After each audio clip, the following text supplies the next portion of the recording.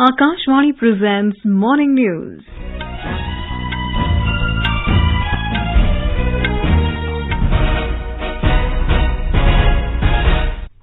Good morning. I am Sahira Mujtaba.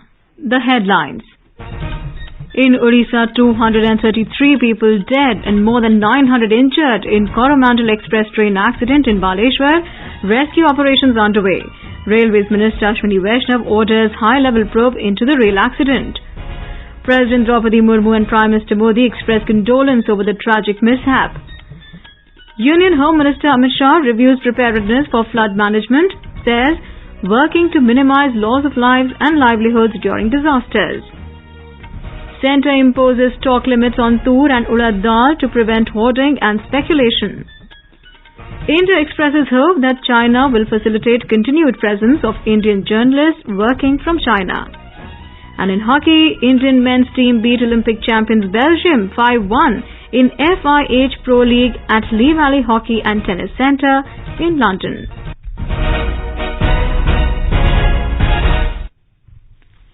And now the news in detail. In Odisha, 233 people have lost their lives and more than 900 are critically injured in the Coromandel Express train accident last evening. Informing this, Odisha Chief Secretary Pradeep Jaina said the death toll could increase as rescue operations are still underway. Rescue teams from Odisha and West Bengal have been mobilized, including Defence Forces and NTRF. The injured passengers are being treated at Balasore Medical College and Hospital and other hospitals in nearby areas. The first train incident occurred at about 7 in the evening yesterday when the Shalimar-Howrah Coromandel Express derailed at Bahanaga station after colliding with a goods train. At the same time, the Bengaluru-Howrah superfast train derailed after a few minutes at the same spot. Sources said as many as 15 to 17 coaches were damaged in the derailment. Railways Minister Ashwini Vaishnaw has ordered a high-level probe into the Coromandel Express derailment. Mr. Vaishnaw said the accident was unfortunate and the rescue operation began as soon as the ministry came to know of it. The railways cancelled and diverted certain trains following the incident. Mr. Vaishnaw inspected the ground situation with high-level officials at the accident site. Talking to media, he said that the entire focus is now on the rescue operation. अभी सारा का सारा focus rescue पे है। जिनके भी गहरी चोटें आई हैं उनको ठीक जगह पे पहुंचा के उनका इलाज कराया जाए और परिजनों के पास ठीक खबर पहुंचे। जिस तरह की दुर्घटना है उस दुर्घटना में सबसे पहले हमारा फोकस रहना चाहिए मानवीय संवेदना। We also have a report from our correspondent. The accident scene showed rescuers climbing off the mangled train wrecks to find survivors. Rescuers pulled several out of the upturned train coaches. People lined up outside the hospitals to donate blood. Additional fire service teams, doctors and ambulances are also being rushed from nearby districts. Meanwhile, the Odisha Chief Minister Naveen Patnaik ordered state mourning for a day today. He will reach the accident site this morning. SN Patnaik for Akashvani. Odisha Special Relay Commissioner's Office released an emergency control room number 678-226-2286 for information and help relating to the mishap. Besides, the railways have released helpline numbers. For Howrah, it is 0332-638-2217. For Kharagpur, there are two numbers 897-207-3925 and 933-239-2339. For Balasore, there are two numbers as well, 824-959-1559 and 797-841-8322. And for Shalimar, 990-3370-746. President Droupadi Murmu has expressed grief over the loss of lives in the unfortunate rail accident. She prayed for the success of the rescue operation and the quick recovery of the injured. Prime Minister Narendra Modi said he is distressed over the train accident in Odisha. Mr. Modi said, in this hour of grief, his thoughts are with the bereaved families. Home Minister Amit Shah has said that the train accident is deeply agonizing. Prime Minister Modi has announced an ex gratia of 2 lakh rupees from the Prime Minister's National Relief Fund for the next of the kin of each deceased in the train mishap. He said the injured will be given 50,000 rupees. Railways Minister Ashwini Vaishnaw has also announced an ex gratia for the accident victims. He said 10 lakh rupees would be given in case of deaths, 2 lakh rupees towards grievous injuries and 50,000 rupees for minor injuries. Union Home Minister Amit Shah chaired a high-level meeting in New Delhi to review overall preparedness for flood management in the context of the upcoming monsoon season. He also reviewed the long-term measures for formulation of a comprehensive and overarching policy to mitigate the perennial flood problems of the country. Mr. Shah said that under the leadership of Prime Minister Narendra Modi, efforts are being made in the field of disaster management to help minimize the loss of lives and livelihoods during disasters. He said that 5 days rain and flood forecast is currently being given by India Meteorological Department and Central Water Commission, which will be expanded to 7 days forecast by next monsoon season so that flood management can be further improved. The Home Minister directed for a development comprehensive software by March next year, in which scientific data will be made available to all the early warning agencies immediately for dissemination to the disaster management agencies. He instructed that during the current flood season, the present and forecast river levels must be monitored on an hourly basis. This is Akashvani giving you the news. For quick news updates round the clock, follow us on Twitter at AIR News Alerts. Welcome back. As the National Democratic Alliance government completed 9 years in office last month, Akashvani News brings a series of special stories on the initiatives taken by the NDA government. Today, we take a look at the Stand Up India scheme, which is an important milestone in promoting entrepreneurship among SCs, STs and women. Our correspondent reports that the scheme aims to empower every Indian and enable them to stand on their own feet. A Stand Up India scheme was launched in 2016 to promote entrepreneurship at grassroots level, focusing on economic empowerment and job creation. The objective of the scheme is to facilitate loans between 10 lakh and 1 crore rupees to at least one scheduled caste or scheduled tribe borrower and woman borrower per bank branch of scheduled commercial banks. Launching the scheme, Prime Minister Narendra Modi had said that each bank branch of the country will provide loans in its coverage area to Dalit, tribal as well as woman. Startup India, stand up India, Bharat की हर bank की branch अपने क्षेत्र में एक दलित को, और अगर वहां दलित बस्ती नहीं है तो आदिवासी को, और एक महिला को बैंक की तरफ से लोन देंगे। Under the Stand Up India scheme, more than 42,000 crore rupees of loans had been sanctioned to over 1,87,000 beneficiaries, out of which more than 80% of loans have been provided to women. The scheme envisages to facilitate the dreams of aspiring SC, ST and women entrepreneurs to reality by supporting their energy and enthusiasm and removing many hurdles from their path. With Dipendra, this is Anand Kumar for Akashvani News, Delhi.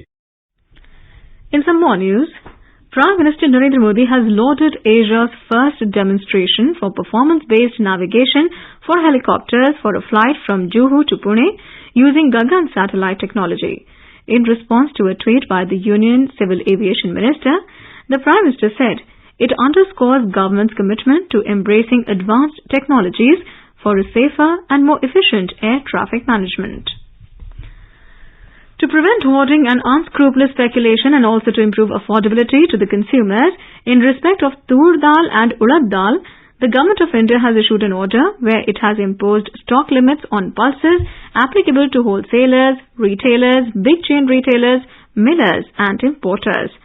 The removal of licensing requirements, stock limits and movement restrictions on specified foodstuffs Amendment Order 2023 has been issued with immediate effect from yesterday. Under this order, stock limits have been prescribed for Tur and Urad dal until the 31st of October 2023 for all states and union territories. Stock limits applicable to each of the pulses individually will be 200 metric tons for wholesalers, 5 metric tons for retailers, 5 metric tons at each retail outlet, and 200 metric tons at the depot for big chain retailers. Last 3 months of production or 25% of annual installed capacity, whichever is higher, for the millers. In respect of importers, the importers are not to hold imported stock beyond 30 days from the date of customs clearance. India has expressed hope that Chinese authorities will facilitate the continued presence of Indian journalists working and reporting from China. In reply to a media query on the issue, External Affairs Ministry's spokesperson Arindam Bagchi said in New Delhi yesterday that the two sides continue to remain in touch regarding this issue. All foreign journalists, including Chinese journalists, have been pursuing journalist activities in India without any limitations or difficulties in reporting or in doing their media coverage. Meanwhile, Indian journalists in China have been operating with certain difficulties, such as not being permitted to hire locals as correspondents or as journalists. We would hope that Chinese authorities facilitate the continued presence of Indian journalists in working and reporting from China. Meanwhile, the External Affairs Ministry has informed that the forthcoming summit of the Shanghai Cooperation Organization, SCO Council of Heads of State, will be held on the 4th of next month in a virtual format. Nepal's Prime Minister Pushkamal Dahal Prachand said that a new history has begun in the relations between India and Nepal. He said new dimensions have been added to the relations between the two countries. Mr. Prachand was speaking at a dinner hosted by Madhya Pradesh Chief Minister Shivraj Singh Chauhan in his honor at Indore yesterday. Our correspondent has the details. Prime Minister Pushkamal Dahal Prachand said that this time the agreement between Prime Minister Narendra Modi and Nepal will have bilateral impacts for both the nations. Shri Dahal said that the consensus reached in the field of connectivity, water resources and energy will have a significant result in the future of our relationship. Prime Minister Dahal also saw the cleanliness management work in country's cleanest city Indore, and he visited the bio-CNG plant and showed interest in setting up a similar plant in Nepal. Sanjeev Sharma, Akashvani News, Bhopal. The foreign ministers of the BRICS countries, that is Brazil, Russia, India, China and South Africa, have encouraged the use of local currencies in international trade, saying that the world economy has been complicated by sanctions and boycotts. In a joint statement issued yesterday in the foreign ministers' meeting in Cape Town, the ministers covered a range of topics from international trade to peace resolutions for the Ukraine conflict. In hockey, Indian men's team stunned Olympic champions Belgium 5-1 in FIH Pro League at Lee Valley Hockey and Tennis Centre in London. Captain Harmanpreet Singh showcased exceptional performance as he struck a brace to secure India's remarkable triumph yesterday.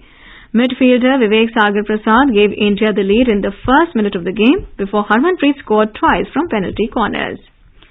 In silent open badminton, Indian star shuttler Lakshya Sen will take on Thailand's Kunlavut Viditsan in the semi-finals of men's singles in Bangkok today. The third Khelo India University Games will conclude this evening. The valedictory function will be held at the Techno Stadium Pavilion ground of IIT BHU in Varanasi. And now for a look at today's newspapers, it's over to Prashant Kumar Sinha. Thank you, Sarah. The unfortunate mishap in Odisha is the focus of all dailies in their top headlines. The Hindustan Times says, trains derail, collide in Odisha accident, scores feared killed. The Tribune headlines, 50 killed, 350 hurt as 3 trains collide in Odisha's Balasore. Papers have also noticed the protest by wrestlers getting support from Khap Panchayats and the 1983 World Cup winning squad. The Hindustan Times says 1983 heroes back wrestlers clamour for action grows, while the Asian Age notes Khap's set 9th June deadline for Bridges arrest or will widen stir. The Pioneer informs day after Shah appeal people surrender weapons in Manipur, and some news to cheer for new mothers from flexible work options, on-site childcare facilities and nursing rooms in place to support female employees. A host of organizations are going the extra mile for new mothers in the workforce. The Economic Times writes companies offer care packages to new mothers back on job. And with that, it's back to you, Sarah. Thanks, Prashant. And now before we end the bulletin, the headlines once again. In Odisha, 233 people dead and more than 900 injured in Coromandel Express train accident in Balasore. Rescue operations underway. Railways Minister Ashwini Vaishnaw orders high-level probe into the rail accident. President Murmu and Prime Minister Modi express condolence over the tragic mishap. Union Home Minister Amit Shah reviews preparedness for flood management, says working to minimize loss of lives and livelihoods during disasters. Centre imposes stock limits on Tur and Urad dal to prevent hoarding and speculation. India expresses hope that China will facilitate continued presence of Indian journalists working from China. And in hockey, Indian men's team beat Olympic champions Belgium 5-1 in FIH Pro League at Lee Valley Hockey and Tennis Centre in London. And with that, we end the morning news. Have a great day.